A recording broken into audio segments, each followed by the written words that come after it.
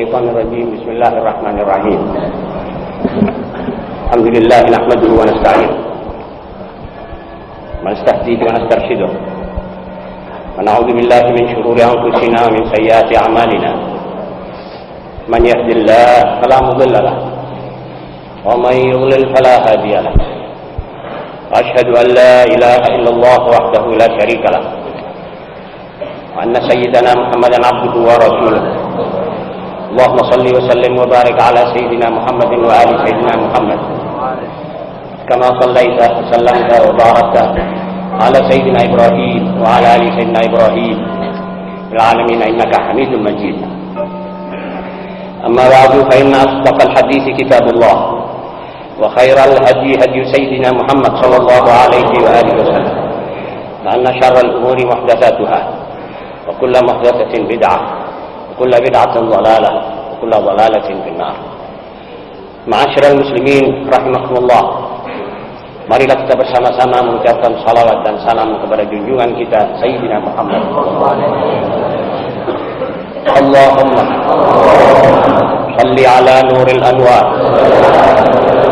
wa sirril asrar tiryaqil aghyar miftah babil yasar Sayyidina Muhammadil Mukhtar wa alihi al-athhar wa ashabihi al-akhyar adada ni'amillahi wa ikhwanih. Ma'asyiral muslimin rahimakumullah. Saya belum bisa memastikan apa ada suatu pekerjaan yang dilakukan oleh seorang muslim kepada sesamanya sebagai satu sumbangsih yang lebih afdal daripada menyelamatkan manusia-manusia yang mereka lahirkan sendiri, menyelamatkan generasi muda.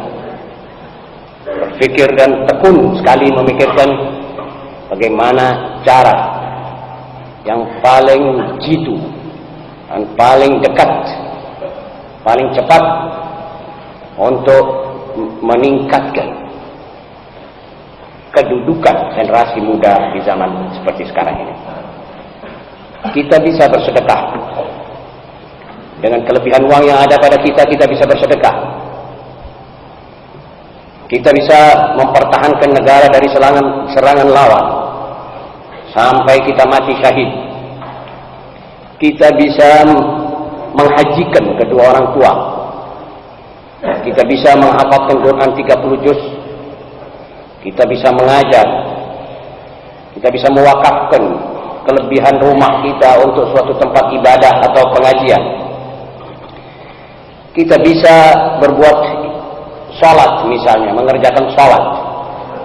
Tetapi bagi saya, saudara-saudara, menyelamatkan generasi muda kok rasanya lebih afdal. Skopnya amal ini akan lebih dirasakan bukan oleh kita yang hidup saja, tapi oleh generasi sesudah kita hidup, sesudah kita tinggalkan mereka itu. Sebab tiap umat, tiap masyarakat, tiap negara itu nilainya pertama-tama dinilai tentang akhlak pemudanya. Kalau akhlaknya tidak bisa dipertanggungjawabkan, maka negara itu tidak bisa diharapkan langgeng. Contoh-contoh sudah tidak terkira banyaknya.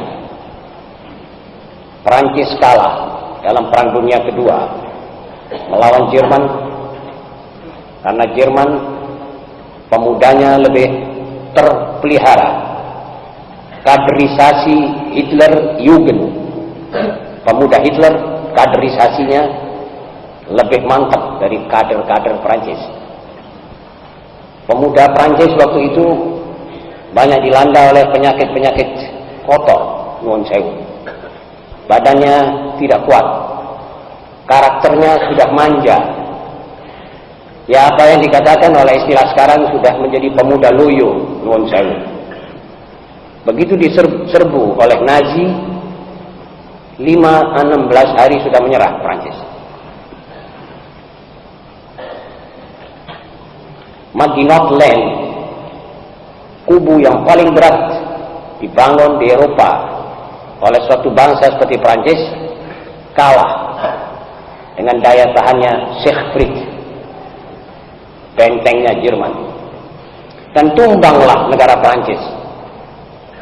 Syukur masih mempunyai orang tua. Zaman itu orang tuanya masih antep seperti De Gaulle. Tetapi Jerman melawan Inggris, Inggris lebih ulet. Akhirnya dia kalah karena Inggris bertahan. Dari apa sebabnya bertahan? Sebab pemudanya itu berkarakter, berakhlak. Ini satu contoh. Dan contoh seperti ini sudah jangan ditanya banyak. Jadi karena itu saya dapat mengambil kesimpulan, mudah-mudahan tidak salah. Indonesia ini sebenarnya dengan pemudanya bisa diharapkan dengan takdir Allah bisa jaya dan hidup. Karena itu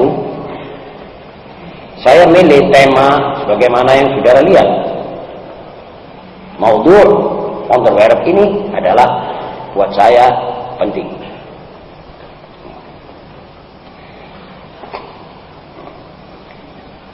Ya, menyelamatkan pemuda berarti menyelamatkan bangsa dan tanah air sekaligus. Ma'asyiral muslimin. Jadi kalau dalam pekan yang lalu saya terangkan teori tentang pikiran yang cerdas sebagai penopang iman, hati yang bersih sebagai wadahnya ikhlas. Karena ikhlas itu tidak mau manggon di tempat yang kotor. Perasaan yang kuat harus dipertemukan dengan semangat, dan tekad yang bulat harus bertemu dengan satu pekerjaan yang dinamis dan bekerja. Maka teori-teori yang indah itu tidak akan muncul jika generasi muda masih berkubang, masih berenang dalam lumpurnya maksiat, tidak terupeli, tidak teratur arah pikirannya, karena tidak adanya manusia yang mengarahkan mereka, dan karena banyaknya manusia-manusia yang mau memikat mereka ke arah mereka. Jadi subversi kerja keras. Kalau tidak ada yang mengarahkan pemuda, maka hanyutlah pemuda itu. Hanyut kemana? Hanyut di bawah naungan syahwatnya, keinginannya, dan apa yang ditonton dalam bioskop-bioskop yang dia senangi. Dan begitulah menjadi pemuda lahwun wa la'ib. Akhirnya negara kita ini riskan sekali hari depannya. Jadi saya katakan, marilah kita sama-sama mengkaji masalah ini. Dan jangan bosan-bosan kita bicara tentang masalah ini. Saya malah dengan ini ingin sekali menarik saudara-saudara kita, adik-adik kita untuk lebih prihatin, berhenti sejenak merenungkan apa yang sudah dikerjakan dan apa yang telah dipikirkan. Cobalah sesuaikan itu dengan yang dimaukan oleh Allah Subhanahu wa taala. Cobalah saudara kembali bergandengan lagi dengan kitabullah dan sunnah Rasulullah sallallahu alaihi wasallam. Sebagaimana pemuda-pemuda di zaman dahulu. Nanti pertama-tama saudara sendiri akan merasa bahagia dan lega. Seperti satu orang pegawai yang sudah menjalankan tugasnya secara sebaik-baiknya. Itu petugas senang. Dan kedua, saudara akan ikut juga mempertahankan tanah air secara tidak langsung. Intelijensia kita ini akan merupakan intelijensia yang bernilai. Kaum cendekiawan, artinya cendekiawan yang betul-betul berarti. Kalau saudara sendiri sudah sedar, sudah mulai berpikir, sudah mulai menginjak kepada kedewasaan untuk memikirkan lebih jauh dari apa yang di hadapan saudara sekarang ini.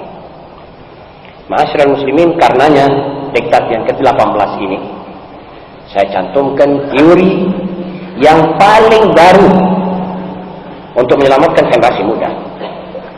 Ini teori-teori yang paling modern, kalau mau diistilahkan modern.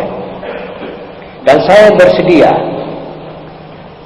mendiskusikan ini dengan ahli-ahli pendidikan, dengan para ulama, untuk mensepakatinya atau untuk tukar-menukar pikiran, dan terus kita gotong royong bekerja ke satu arah, yaitu Allah, melalui satu jalan, yaitu Shiratal Mustaqim, bersama-sama jalan menuju Allah, keridhaannya, jannatnya, dan kemakmurannya yang kita tunggu selama-lamanya. Tetapi lebih penting daripada itu, apabila kita bergotong royong untuk bersama-sama mewujudkannya, artinya kita sudah betul-betul tidak ada yang perlu dikritik. Kalau ada dikritik, ada tegur sapa, saya bersedia. Dan saya dengan ini sama sekali tidak maksud menyinggung perasaan pemuda kita, tapi saya ingin menjadi sebagai abang yang lebih tua atau ayah, ingin mengajak saudara-saudara betul-betul prihatin dalam soal-soal seperti ini. Sebab masalah muda-mudi dewasa ini tidak bisa digarap oleh satu orang. Karenanya kita, para ulama, harus bersama-sama. Satu dua orang tidak pentas. Sebab ini serbuan dari segala penjuru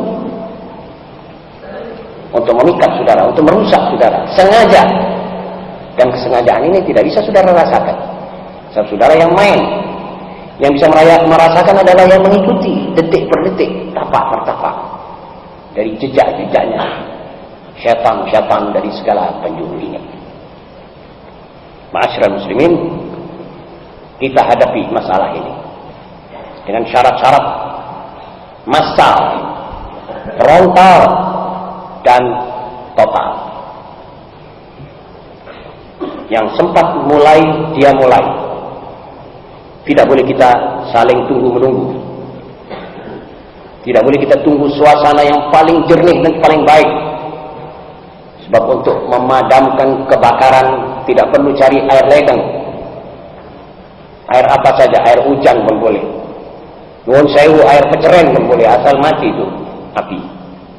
Betul saudara-saudara? Kalau nunggu air teh, kalau ada, kalau tidak, apa kita mesti biarkan kebakaran berjalan berkobar-kobar? Tentu tidak. Marilah kita sekarang mulai menginjak berbicara tentang maudhu yang ada di dalam diktat yang ke-18 ini. Judulnya, bagaimana menyelamatkan generasi muda dewasa ini. Setiap zaman ada pengaruhnya.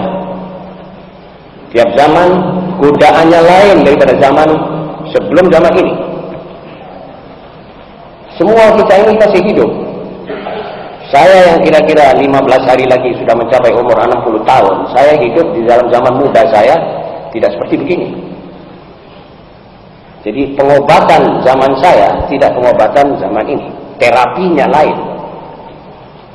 Penyakit akhlak di zaman sekarang perlu pengobatan lebih intensif dan lebih betul-betul teliti. Jadi pemuda zaman sekarang ini, cara perbaikannya adalah sebagai berikut.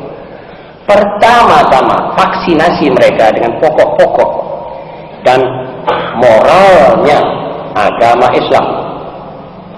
Jadi divaksinir. Vaksinir itu kalau bahasa kita seperti cacar.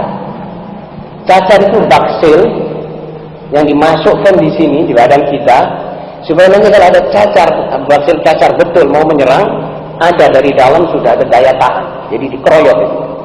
Jadi baksil cacar berkelahi sama baksil cacar tidak mempan gangguannya, atau kalau dia menang pun menangnya itu tidak parah. Itu namanya vaksinasi. Jadi ini pemuda sekarang, tugas kita yang paling pertama memvaksinir dia dengan agama, dengan akhlaknya agama. Jadi ini akhlaknya agama, yaitu perilaku Nabi Muhammad SAW. Itulah akhlaknya agama, dan itulah yang paling sempurna. Sudah tidak akan ada yang lebih sempurna dari manusia itu. Apalagi setelah jelas Allah menyuruh kita meneladani beliau. Laqad kana lakum fi Rasulillah uswatun hasanah liman kana yarjullaha wal yawmal akhir. Sudah jelas. Manusia itulah yang kita. Jadi akhlaknya Islam itu harus kita masukkan di dalam pemuda kita sejak umurnya 3 tahun. Jadi masih belum dikatakan remaja. Ini masih anak kecil lah. Apa itu akhlaknya? Misalnya dermawan. Kita harus didik itu anak bagaimana dia menjadi seorang dermawan dari kecilnya. Jadi kalau umur 3 tahun sudah bisa bercanda, bisa bermain, saat itu kita bilang ini ada orang di muka pintu itu berkebutuhan. Ini uang kasih ke dia. Dia ambil ini 10 perak atau 25 perak, diberikannya kepada si miskin. Anak itu menjadi tukang pos. Itu didikan. Kadang ada orang datang, ayahnya sedang makan.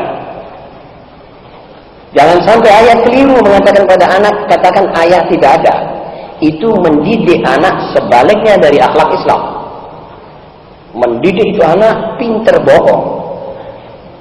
Dan sesudah itu, biarpun kita baca padanya kitab Riyadhus Shalihin, hadis Bukhari, Muslim, Tirmidzi, semuanya tak mempan. Sebab hadis itu menurut itu anak teori. Tapi ini perintah adalah praktek. Dan selamanya praktek lebih mempan daripada teori.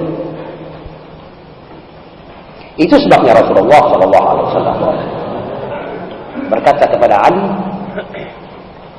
Ali, nasihatilah dirimu, baru engkau nasihati orang lain. Jadi praktekkan dulu. Ya sekuat-kuatnya, kita bisa juga salah, tetapi yang jelas kita harus niat praktek apa yang kita akan kemukakan ini. Jadi kalau ada teman-temannya datang, jangan membiasakan itu anak benci pada teman-teman. Ajaklah, ajak teman-temanmu itu masuk, ajak dia main di dalam. Ajar dia bagaimana berkerukunan. Kalau main kita awasi, jangan sampai dia tidak jujur. Jangan sampai dia curang. Kalau curang, katakan kamu curang, kamu salah. Jangan. Itu didikan akhlak Islam selain dari pokok-pokok ajaran Islam. Siapa yang menciptakan kamu? Dia nanti jawab Allah. Kamu dengar apa itu suara? Suara azan. Untuk apa itu suara? Terus diskusi. Lantas coba baca Qul huwallahu ahad.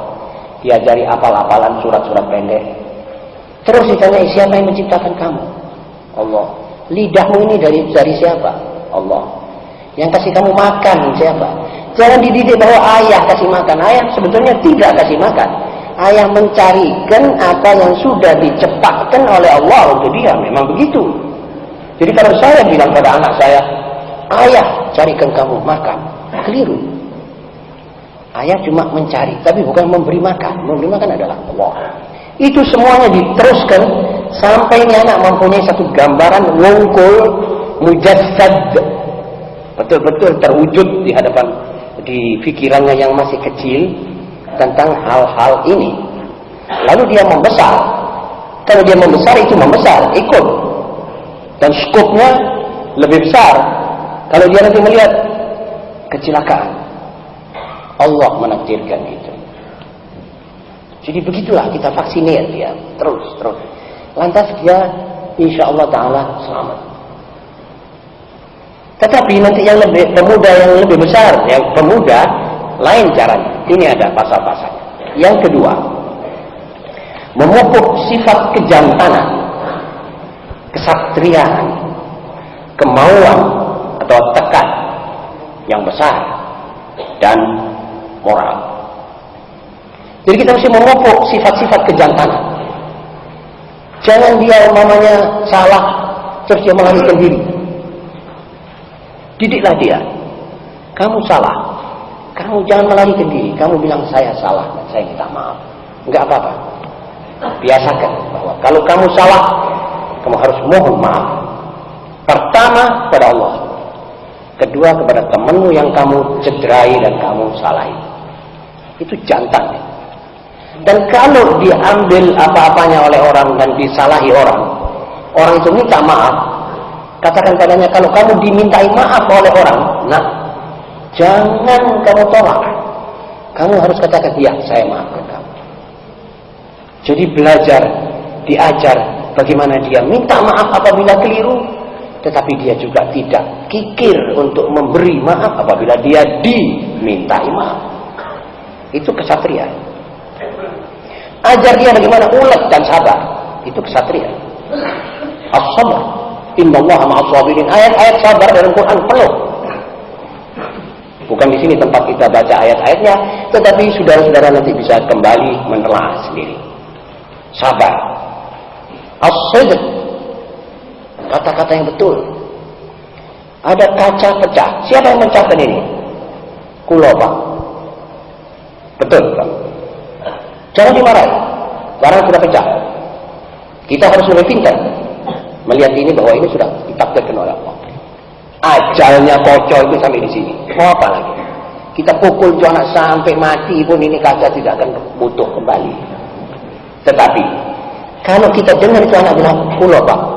Saya, Pak, yang mecahkan kaca itu." Barakallahu fiik. Lain kali hati-hati. Sudah. Itu obat. Itu didikan.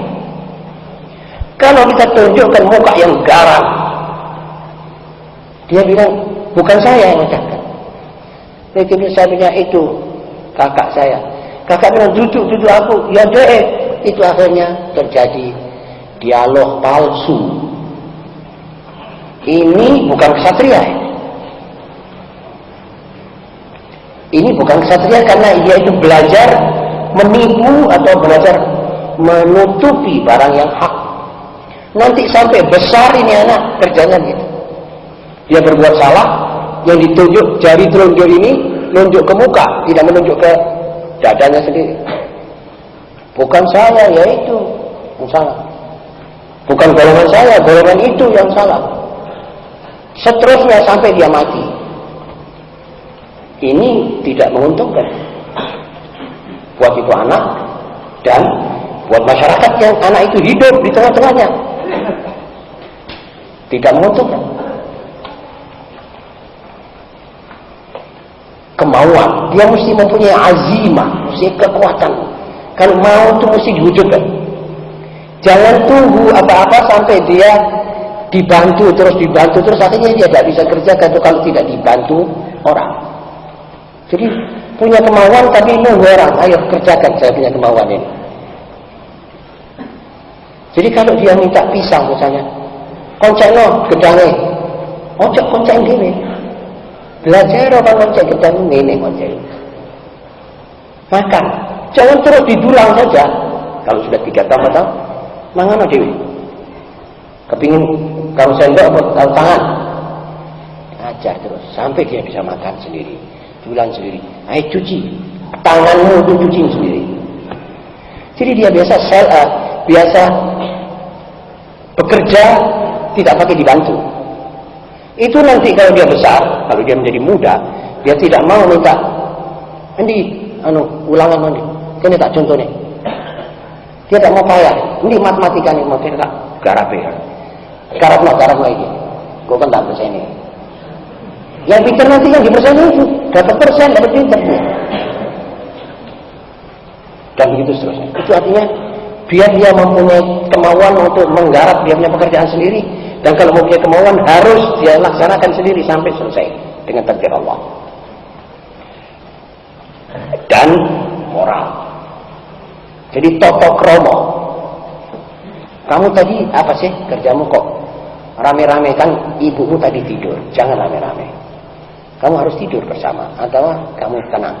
Begitulah seterusnya. Akhlak itu kalau liwat di muka orang tua. Kalau minum, kok tangan kiri kamu minum tadi? Mana tangan bagus? Yang mana tangan bagusmu? Ini tangan api. Kamu harus minum dengan tangan yang baik. Jangan minum tangan kiri. Jangan makan tangan kiri. Itu semuanya diatur. Siapa yang atur? Yang ditakdirkan oleh Allah melahirkan itu orang. Itu anak. Nanti dia ngunduh. Ini hasilnya belum. Sekarang dia masih tanam. Tanam terus di dalam utak ini anak. Dan di dalam akhlaknya ini anak. Nanti suatu waktu dia pungut hasilnya. Kalau itu anak sudah besar, dia pungut hasilnya. Dia melihat dari mata kepalanya di dunia, melihat itu anak jujur, istiqamah, warak. Sebab dia tidak mau. Kan kecilnya kita sudah bilang, iki dua esok kok, kayak gitu, kon kocok balik no, dari lo, kon hari kiamat kamu diminta kembali oleh orang, kembalikan, besar warak.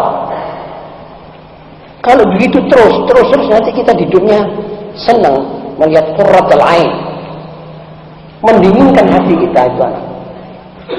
Dan itu berjalan terus sampai kita wafat. Kita wafat di akhirat atau di barzakh, kita terima pensiunan dari anak yang kita didik kemarin itu.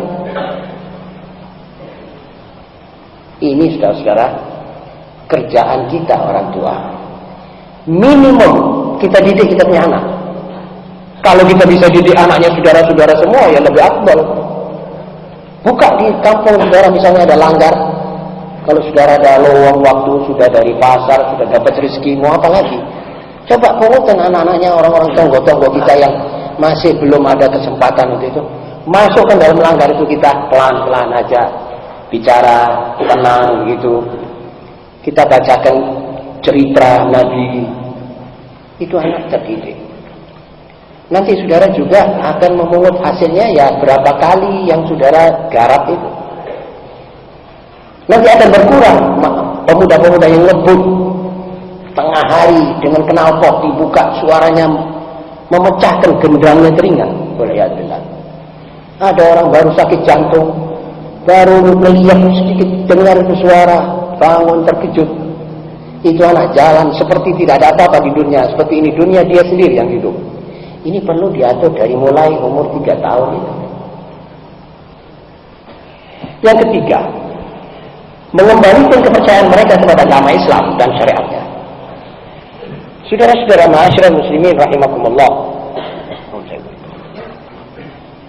Kepercayaan pemuda kita kepada Islam ini berkurang. Seperti mana saya katakan pekan malam Kamis yang lalu. Sekarang orang itu apalagi intelijensia. Dia kembali seperti mazhabnya Robespierre yang mengatakan aku adalah pastor membawa agama baru, agamaku adalah agama akal. Akal ini adalah agama. Itu waktu revolusi Prancis.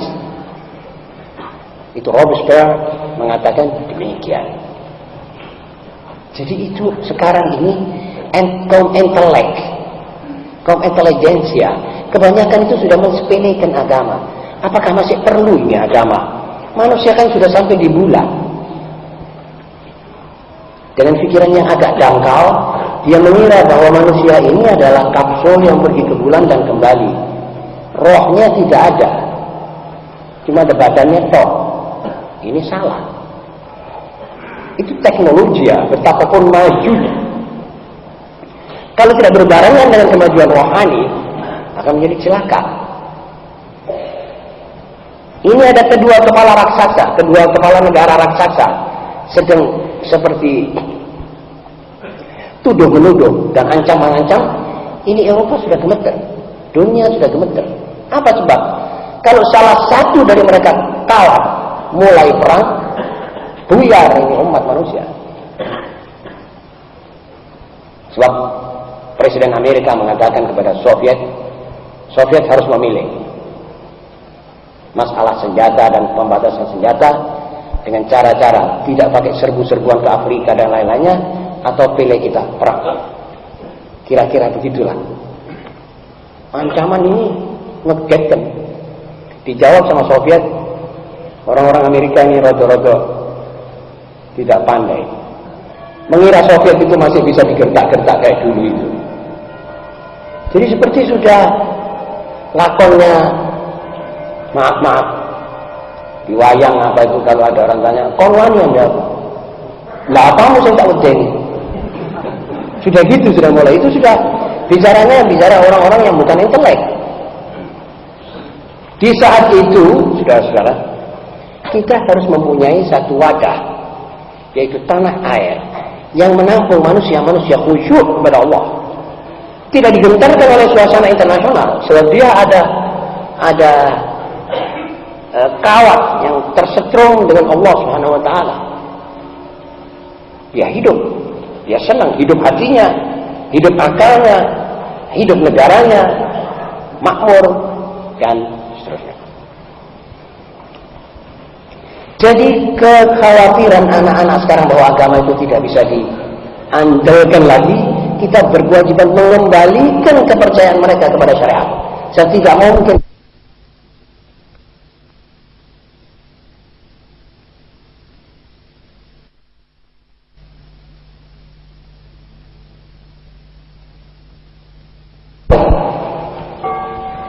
kitab yang mereka jadikan kitab induk adalah kitabun la ya'tihi al-batilu min baini yadayhi wa la min khalfihi, yang tidak pernah dikoreksi oleh umat manusia.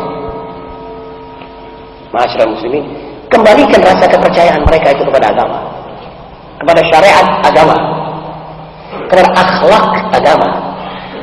Itu kewajiban yang ketiga. Keempat, menguatkan iman mereka kepada Allah dan hari kemudian. Sudah jelas, seperti saya katakan, kalau racun itu pengalaman umat manusia dari kutub ke kutub sejak Nabi Allah Sulaiman sampai sekarang, racun itu adalah mematikan. Itu pengalaman. Di mana saja dan kapan saja kalau orang minum racun ya biasanya mati. Begitu juga pengalaman umat manusia. Manusia tanpa iman adalah manusia hampa. Sama pengalaman umat manusia itu. Jadi racun mematikan. Manusia tanpa iman, manusia hampa. Manusia nggak ada kemudi di dalam. Dia jalan itu, wal'iyadzubillah al-azim, teladapan, natap sana, natap sini. Jadi kejam apabila dia sehat, dan jadi pengemis apabila dia lemah, jadi munafik apabila dia miskin. Manusia jelajah tidak punya Allah. Ini saudara belum, mudah-mudahan saudara dan turunan saudara tidak mengalami ini penyakit. Ini bala yang paling besar. Ini dirasakan oleh sebagian besar manusia yang berkeliaran di dunianya Allah ini sekarang. Sebabnya apa? Sebabnya tidak ada iman, atau tidak meresapnya itu iman. Jadi inilah termasuk pengalaman-pengalaman yang tidak bisa didebat lagi. Racun mematikan. Ketiadaan iman menjadikan manusia hampa, gelisah, takut, dan seterusnya, dan seterusnya. Yang kelima, mengembalikan kepercayaan mereka kepada norma-norma dan tata susila Islam. Orang sekarang menganggap, mengapa sih orang perempuan itu kok disuruh kudungan? Orang yang sudah merasa intelek, misalnya seorang sarjana, itu malah mengenyek ada perempuan jalan pakai kudungan itu. Itu mesti kita sadarkan bahwa yang menyuruh kudungan adalah yang menciptakan dia dan menciptakan Anda sekaligus. Sebab paham yang kita impor dari Eropa melalui madhab-madhab pendidikan dan pengajaran mereka, oh iya nek wong gak pernah kata wedok kata pisan rusak, tapi nek wis kumpul biasa wis gak apa-apa. Ini mazhabnya, ini keliru. Di dunia mana dan waktu kapan itu macan kalau dikumpulkan sama wedus begitu banyak lalu dia tidak terkam wedus? Zaman kapan coba? Kapan dan mana waktunya itu kucing kalau sudah lihat kan bandeng di mukanya tidak diambil. Sebab ya wis pokoknya bandeng wae kucing, lalu dia tak makan bandeng, sudah ada nafsu sama bandeng. Semakin dia milih, Itu logikanya, logikanya orang yang tidak terlalu tinggi. Nah, tapi karena sekarang orang-orang yang merasa dirinya itu intelek, merasa syariat, mengangkung, sebetulnya tidak. Itu justru ngajeni. Itu manusia dibagi dua jenis. Dua jenis berarti dua tugas. Yang satu di luar, yang satu di dalam. Kalau dua-dua di luar, dalam siapa yang ngopeni? Sebab peradaban manusia mengatakan harus ada rumah tangga, karena kita harus beranak bepinak. Kalau tidak ada rumah tangga bagaimana? Rumah tangga siapa yang ngopeni? Yang laki ngalor, yang perempuan ngidul, dua-dua kerja. Lalu yang di dalam siapa posnya ini? Kosong. Salah. Tahunya kita salah, bahwa wujudnya manusia yang tidak terdidik, tidak terupeni akhlak dan karakternya, serta tidak terpelihara, semua karena ditinggalkan oleh sang ibu rumah tangga. Melesetnya pilihan kita tentang pakaian menyebabkan orang yang tidak kepingin zina memikirkan ke situ. Semua ini diatur oleh Allah. Jadi kita, saudara-saudara, kepercayaan kita kepada norma-norma dan tata susila Islam ini harus betul-betul kembali bahwa apa yang sudah diatur oleh Allah jangan diperdebatkan.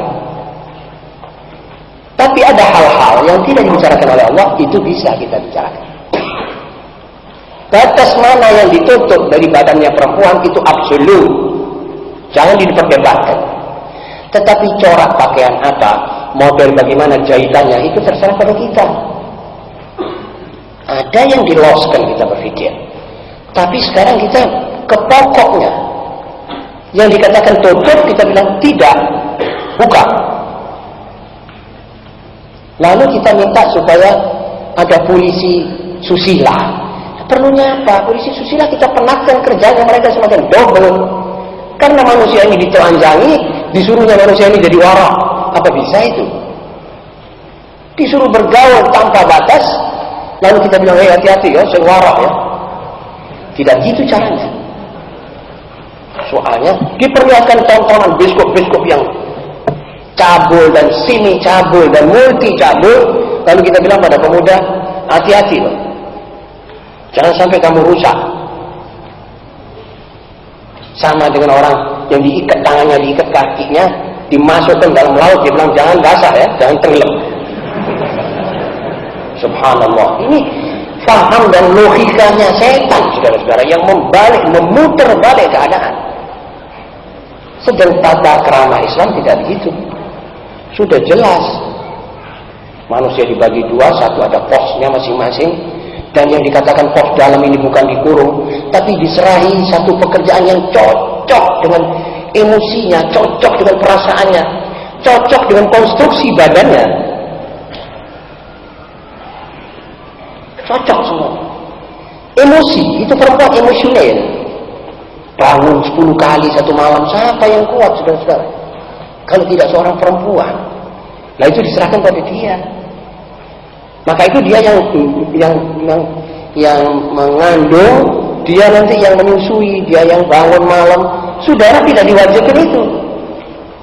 Saudara diwajibkan membiayai. Kalau dia tidak mau menyusui atau dia tidak bisa menyusui, saudara harus beli susunya. Dia yang garap. Itu kan sudah adil. Satu yang beli barangnya, satu yang masak. Itulah yang dimaksudkan oleh agama kita. Saudara-saudara, yang kelima, yang keenam, mengembalikan kepercayaan mereka pada diri sendiri, memupuk mereka dengan rasa harga diri. Ini juga penting, saudara-saudara. Wahai kaum ayah, wahai kaum ibu, kita punya pemuda, kita punya pemudi, tidak punya rasa harga diri. Dia orang hampir tidak ketahui apa dia punya kebudayaan apa tidak punya kebudayaan. Seperti mana yang saya sering singgung, sabun pakaian nirunya itu niru orang asing, tidak mau menciptakan sendiri. Sampai alat-alat olahraga dan pakaian olahraga itu kita niru asing.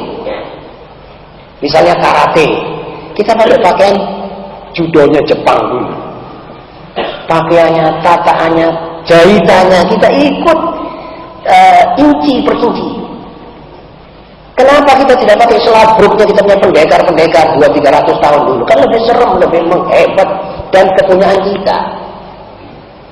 Sebab kita tidak punya rasa harga diri, niru itu lalu kita bangga. Orang yang punya harga diri, niru itu nangis, malu. Kalau kita jadi pikiran diri, tidak iso kalau pakaian diri. Niru pakaian yang tidak isi. Kan gitu hati kecilnya. Ini enggak. Niru farhan. Jalannya itu dijadikan seperti jalannya orang Jepang. Jepang maju. Sudah kalau niru cuma pakaiannya Jepang. Utaknya Jepang itu lagi pakai pelajarannya itu. Pakai lalu saudara terapkan di saudara punya tanah air ini. Tidak mau kita dialog malah diejek. Itu reaksioner itu. Tidak mau. Sebab rasa harga diri itu sudah mati. Menggawa itu baterai itu sudah tidak bisa dipakai, sudah habis. Nah itu sekarang kita mesti strong lagi. Sampai pemuda kita mempunyai rasa harga diri. Ah, ini tidak mau saya. Nonton film asing, oh tidak. Tidak cocok buat saya film asing. Apa sih faedahnya? Apa orang asing masuk ke film itu lillahi ta'ala? Apakah mau menjadikan kita juga asing di negeri kita? Asing di tanah air kita? Ya ini sekarang sebagian besar dari pemuda kita berkeliaran di muka mata kita dan dia orang asing. Asing dalam gayanya, asing dalam pakaiannya, asing dalam simbol-simbol yang diletakkan di dadanya. Tidak tahu apa itu. Kadang-kadang dipakai di sini Levi's. Levi's itu satu suku Yahudi. Alhamdulillah. Saudara tahu atau tidak tahu? Saudara buka saja ini buku Bible, Injil sama Taurat yang sekarang dijual ini dan dipakai oleh kaum Kristen. Nanti saudara akan ketemu di situ surat-surat Paulus kepada kaum Lewi. Yaitu Lewi. Bisa dibaca wi, bisa dibaca vi. Bisa visa, bisa wisa. Ada lughah. Tapi satu. Lewi suku Yahudi. Ada satu orang anaknya orang Arab, mana yang apa belakangnya dibilang Levis. Yahudi.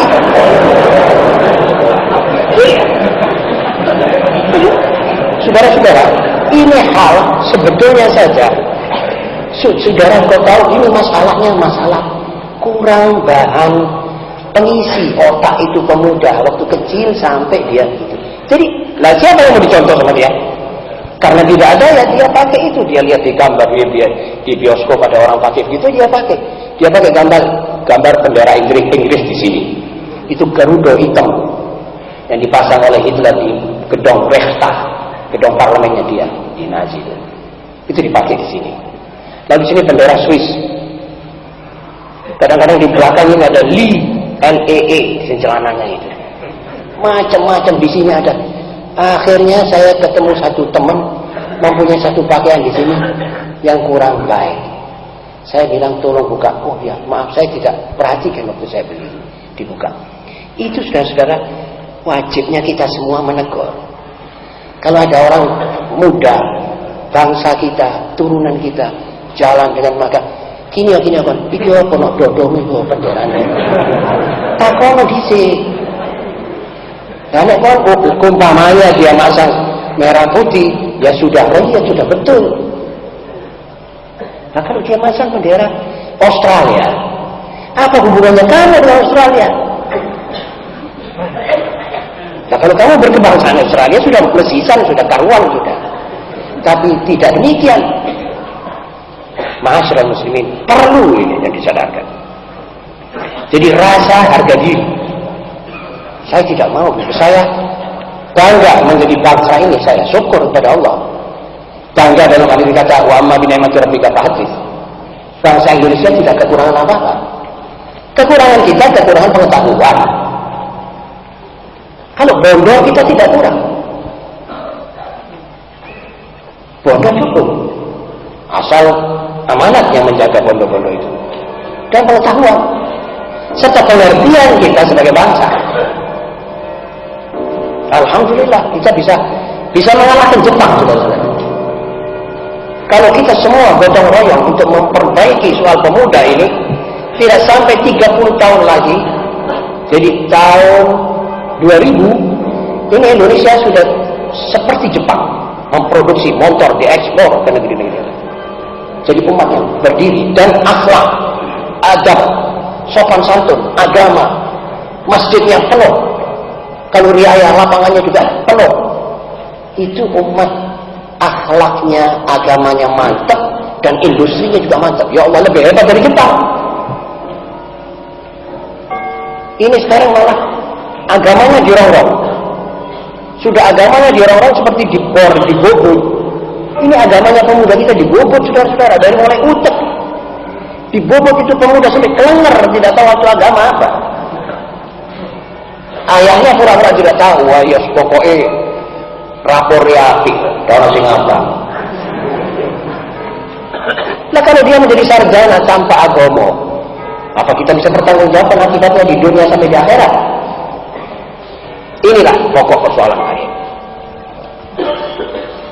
Asyiral muslimin. Yang ke-7, menjauhkan mereka dari segala yang memikat hati dan pandangan mereka dari kebudayaan barat dan timur. Jadi pemuda kita mulai kecil itu jauhkan mereka dari apa-apa yang dia lihat. Ini wajib. Sebab menghindarkan cilaka adalah wajib. Menjauhkan penyakit lebih afdal daripada mencari obat. Kenapa kita kenakan sakit dulu nanti baru kita cari obat? Lebih baik jaga diri kita jangan sampai sakit. Jaga pemuda kita jangan sampai sakit. Sakit apanya? Sakit kebudayaannya, sakit imannya, sakit akhlaknya. Saking banyaknya yang dilihat, film-film asing, semua asing, sampai dia menjadi lebih barat dari barat, lebih koboi dari koboi yang dia lihat kemarin itu. Mempraktekkan segala yang tidak baik karena dia melihat. Maka itu jauhkan mereka. Tutuplah mereka itu punya mata daripada melihat itu semua. Ada majalah tidak pantas, walaupun itu majalah bangsa kita, tutup. Jangan abonemen. Saudara tidak wajib abonemen majalah untuk merusak saudara punya anak perawan di rumah atau anak. Sebab majalah-majalah yang ada ini kalau saudara teliti, saudara ngeri isinya. Sebagian besar tidak dipertanggungjawabkan. Nampaknya cerita-cerita saja, tapi itu cerita berbisa, itu disengaja oleh barat. Seorang ibu yang mengkhianati ayah, suami, lalu itu anak-anak mendengar bagaimana ibu dalam keadaan begitu dengan orang lain, dalam itu majalah-majalah penuh dengan itu. Perlu apa kita majalah itu? Perdengarkan dia Riyadhus Shalihin dan hadits Imam Nawawi. Bukakan dia kita perukunan, biar dia dikorek sedikit telinganya, dia ingat pada Allah. Jauhkan dia dari kebudayaan asing ini. Majalah kita sekarang sudah model begitu karena kita niru majalah asing. Dan kita niru majalah asing supaya kita punya majalah laku seperti asing. Jadi soalnya itu soal komersil. Moral itu sekarang dikomersilkan. Masa dulu apa aku untung, walaupun sampai punya moral bejat, saya tidak peduli. Saya perlu punya gedung bioskop. Wah, saya kepingin membawa film yang paling digemari oleh pemuda. Begitu pakar pikirannya orang-orang itu, supaya itu film rame. Lalu nanti sebelum asar atau waktunya orang sembahyang asar, itu mobil-mobil unik jalan keliling seluruh Bangil atau Pasuruan, seru, dahsyat, film ini malam koboi dan perkelahian yang paling seru dan sebagainya. Dan pemuda kita berduyun-duyun maghribnya ke situ. Yang konyol itu umat Islam. Kalau setan tidak konyol, memang itu kerjanya. Lah lantas bagaimana saudara punya sikap sekarang ini? Bisa menyadarkan atau saudara sudah menyerah? Terserah. Wa qulil haqqu min rabbikum faman syaa'a falyu'min wa man syaa'a falyakfur. Kalau saudara mau menyerah, serahkan diri pada setan. Waliyadillah. Tapi saya kira seorang mukmin tidak menyerah kepada setan. Betul saudara? Kita akan garap sekuat tenaga kita, seteliti mungkin. Dan di samping itu Bukan cuma kekuatan otak dan pikiran kita, tetapi juga kita mesti memohon daripada Allah. Kita mohon supaya anak-anak kita ini hidayah, taufik itu harus. Tidak cukup saudara ngotot dengan saudara punya anak siang malam kalau saudara tidak mempunyai satu taufik daripada Allah. Malah nasihat saudara bisa mendal. Apalagi kalau saudara termasuk orang yang tidak mengamalkan nasihat itu sendiri. Marilah kita mulai kerja sekeras-kerasnya untuk menuju ke arah ini. Ke-8, mengulangi penerapan tingkah-tingkah laku luhur yang dicatat oleh sejarah Islam. Banyak sejarah Islam ini mencatat riwayat-riwayat hidup manusia-manusia luhur, manusia-manusia baik, laki maupun perempuan. Insya Allah nanti di Masjid Jarhum malam Ahad saya akan bawa satu cerita bagian perempuan. Bagaimana itu keluhuran seorang perempuan punya niat yang soleh. Nanti kita bisa sama-sama memikirkan contoh-contoh begitu, itulah kita ulangi penerapannya kepada diri kita, pada anak-anak kita, supaya anak-anak itu melihat ada contoh, mendengar, oh begitu sebetulnya pernah manusia berbuat, saya pun akan begitu. Rangsanglah dia untuk menarik atau untuk tertarik kepada akhlak-akhlak yang luhur dan pikiran-pikiran yang simpatik. Jangan kita culkan. Sebab kalau culkan dia dikempit setan, dia tidak kembali pada saudara. Tidak kembali pikirannya, tidak kembali ideologinya, dan tidak kembali sayangnya kepada ibunya, kepada saudara, sama sekali tutup. Rapat hatinya sudah dirusak oleh setan. Yang ke-8, yang ke-9, munculnya tokoh-tokoh besar yang apabila dipandang orang akan tampaklah baginya seluruh wajah Islam. Ini juga mesti usaha mewujudkan satu manusia-manusia raksasa dalam pikirannya, raksasa dalam akhlaknya, sehingga kalau orang melihat dia, yoiki Islam, serap gitu dalam hati. Itu tidak ada sekarang. Semua kita pada tidak ada mencerminkan itu. Jadi yang dimaksud oleh Sayyidina Ali pribadi Muslim. Mana itu pribadi Muslim? Ketemu orang pakai sorban, pakai jenggot, kalau bicara janji tidak tepat, dititipi duit, dimakan duitnya orang. Mana itu Islam tidak tercermin oleh pakaiannya? Kita sekarang mencari satu cermin, saudara-saudara. Kocok benggolo. Buat apa? Buat Islam ini. Apa itu Islam ini? Sekarang pemuda ini mau tanya, kalau saudara sekarang didatangi oleh pemuda, wahai kaum tua, kalau saudara-saudara didatangi oleh anak-anak muda, baik Pak, sampai sekarang bicara tentang Islam, contohnya itu yang mana? Pas apa jawaban saudara? Saudara buat contoh yang mana? Jadi mestinya kita lebih dulu mempercontohkan itu. Loh iki loh, Islam itu ngene. Nek ngomong ngene, kalau mengatur begini, waktu marah begini, waktu ketawa begini, kalau bercanda atau main begini, ada semuanya itu. Ya ungkap saja sejarah Rasulullah SAW. Pakailah apa yang dikerjakan oleh Rasulullah SAW. Nanti saudara akan merupakan cermin yang paling besar buat Islam, yang sekarang ini sedang dicari orang, dan sampai sekarang belum ditemukan. Akhirnya orang-orang yang betul begitu itu akhirnya dia uzlah. Yang bakal kita ketemukan betul-betul mencerminkan Islam, tidak mau ketemu orang sudah sekarang ini. Nutup, ngurung diri. Salah satu daripada ulama yang saya temui di Damaskus, dia bilang, saya lebih senang kalau saya uzlah saja. Ditanya oleh salah satu temannya, Bapak Guru, kalau sampai uzlah, nah ini masyarakat sampai tinggalkan pada saya. Kalau saudara ini kata dia, kalau sampai merupakan gembala, apa sampai tertawa kalau saudara punya kambing, saudara lepaskan dengan pasaran macan yang berkeliaran ini? Orangnya, tapi saya tidak kuat sekarang. Saya melihat wajahnya orang ini sudah seperti saya takut. Melihat orang ini saya takut. Semuanya macam misli zi'ab. Lalu dia membawa syair yang lama dikemukakan orang. Awal dhi'bu fasta'nastu lidh-dhi'bi al-awa wa sawwata insanun fakittu atin. Dia bilang waktu serigala mengaum, saya lebih senang mendengar kaunannya serigala daripada suaranya manusia-manusia munafik yang kata-katanya lain, mengejek agama, mengejek aulia dan sufia. Kata dia, saya lebih baik tidak dengar dan tidak melihat. Tak kuat, saudara-saudara. Jadi sekarang kalau ada orang yang kita bisa tonjolkan sebagai kocok penggolo, dia tak mau sudah. Wes aku tak ngurung awak wes. Lah ini saking apanya, saudara-saudara? Ya terang-terang saja, saking keserongnya kita semua. Karena itu, marilah kita mewujudkan satu manusia raksasa dalam utaknya, dalam fikirannya, dalam ilmunya, dalam akhlaknya, dalam istiqomahnya. Orang melihat dia, yo iki Islam. Tertarik kepada dia, mencontoh dia.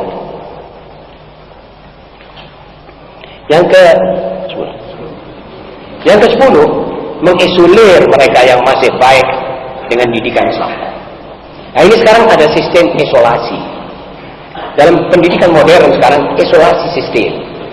Jadi dulu orang yang sakit karena takut, karena dikhawatirkan menular penyakitnya, itu dimasukkan karantina. Ingat saudara? Itu waktu yang sakit cuma beberapa gelintir orang, dimasukkan karantina supaya tidak nular. Nah kalau yang sakit ini yang banyak, dikarantinakan di mana? Jadi sebaliknya, yang sehat sekarang ini di karantina. Jadi pemuda-pemuda yang masih kita lihat jiwanya bersih, fikirannya belum ternoda, nah itu kita cepat-cepat isolir. Kita kumpulkan dia di satu asrama, kita gembleng agama, akhlak, sampai nanti keluarnya mereka itu kita masukkan ke masyarakat lagi dengan pikiran sebagai contoh, sebagai kader. Tidak meniru. So, dia sudah vaksinir, sudah divaksinasi, sudah diatur. Jadi Rabbi adkhilni mudkhala sidqin wa akhrijni mukhraja sidq. Masukkan saya ya Allah di satu tempat yang benar dan keluarkan saya kembali. Jangan masuk terus. Ya seperti Ahlul Kahf, pemuda Ahlul Kahfi. Melihat suasananya danu, isolasi. Masuk ke kahfi, 309 tahun keluar lagi. Saudara belum tahu ceritanya Ahlul Kahfi ini panjang lebar. Saudara bisa baca Sirajul Talibin, karangan sahabat Bukai dari Jampers itu. Panjang lebar di situ. Sampai orang kampung, orang kota itu semuanya pada gemeruduk melihat. Mereka syukur masih ada pemuda yang begitu bagus, selamat semuanya dari siksaan, dari godaan setan yang merupakan kerajaan yang mengganggu mereka, menyuruh menyembelih sembelihan bukan karena Allah, karena raja, suruh sujud kepada raja, sampai mereka tidak terjaga itu. Orang semua angkat tangan kepada pemuda-pemuda itu karena berkat isolasi. Ya inilah yang saya maksud dengan isolasi. Jadi kalau masih bisa ditambah pesantren-pesantren buat putra dan putri yang masih baik, kita isolir, nanti ini kita cetak untuk mengajar yang lain. Ini produksi yang paling muhim, paling penting. Kalau orang bisa mengerjakan ini, insya Allah pahalanya besar. Asal jangan ada riya, jangan ada ujub. Bisa diterima oleh Allah, Masya Allah, sudah pekerjaan yang paling hebat. Tapi kalau tidak, ya sudah, dan terima saja apa yang dikerjakan oleh Allah Subhanahu wa Ta'ala dalam masa seperti sekarang ini. Saudara-saudara, saya kira seluruh pasal dalam diktat ini sudah saya terangkan. Dan secara kebetulan, malam ini saya kira tidak ada pertanyaan yang diajukan. Mudah-mudahan pada hari Kamis yang akan datang ada pertanyaannya. Lalu setelah itu saya akan sebutkan atau terangkan kepada saudara bahwa saya tadi ada teman datang mengatakan, Ustadz mengatakan pada malam Kamis yang lalu itu ulama-ulama bahlul. 50 tahun dulu ulama bahlul. Apa sebenarnya yang dimaksud? Saudara-saudara, terlebih dahulu saya mohon maaf bahwa saudara kalau teliti isi kata-kata saya, sebab saya sudah dengar pitanya dan saya yang kebetulan bicara. Yang saya maksudkan adalah ulama bahlul itu artinya tidak ngerti. Tidak ngerti apa pembicaraan yang mesti dibicarakan. 50 tahun dulu kita cekcok tentang masalah khilafiyah. Sampai kita tawuran yang menang lawan. Karena ketidakpengertian para ulama menempatkan masalah-masalah yang mesti diketengahkan pada masyarakat yang mendengar, maka masyarakat yang mendengar ini menjadi berantakan. Kalau berantakan ini yang lawan yang kuat. Itu maksud saya. Saya pun mengatakan selama 50 tahun dulu, selama kita ulama 50 tahun dulu masih bahlul, kita, jadi termasuk kita sendiri. Tidak tahu memang apa yang harus dibicarakan. Dan lentah-lentahkan akhirnya setasbih, tidak bagi tasbih nawa itu, tidak bagi nawa itu, beduk, tidak bagi beduk. Akhirnya golongan komunis maju. Undunya mereka punya kemenangan tahun 65. 48 di Madiun, lalu 65. Ini kekuatan komunis karena kita punya lengah. Lengahnya kita karena lengahnya ulama yang tidak bisa memilih membicarakan maudhu. Bukan bahlul dalam tidak mengerti hadis. Ngerti hadisnya, cuma menempatkan masalah ini sehingga betul-betul bermanfaat, membangun umat itu tidak. Suatu kesalahan kalau kita tidak boleh kebahlulan. Satu kesalahan kalau kita ulama membicarakan masalah khilafiyah lebih dulu. Itu sudah salah. Saudara bicara sama anak di sekolah dasar. Kalau saudara anak kelas 1 atau di taman kanak-kanak, saudara mau ajari aljabar. Ini salah. Saudara mesti ajari dia garis lurus, garis miring, garis itu dulu. Lalu A, B, C.